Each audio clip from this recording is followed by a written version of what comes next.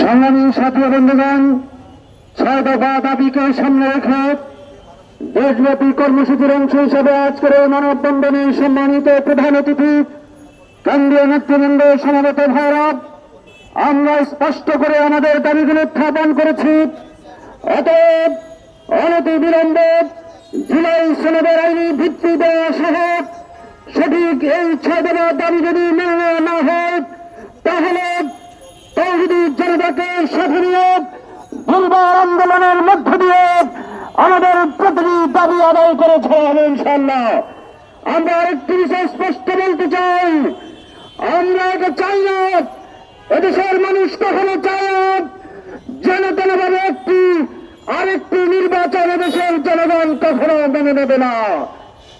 আপনারা লক্ষ্য করেছেন আমাদের দেশে শুধুমাত্র ফ্যাসিস্টদেরকে বিদায় করা আমাদের মূল লক্ষ্য নয়।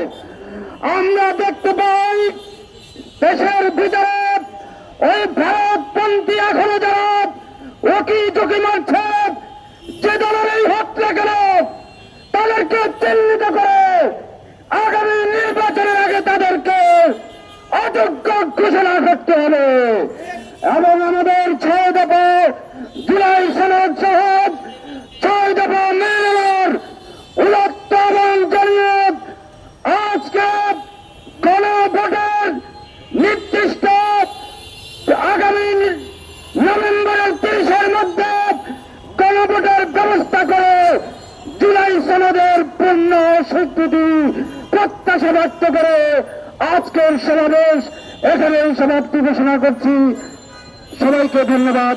আল্লাহ হাফেজ। আমাদের প্রোগ্রাম মোনাজাতের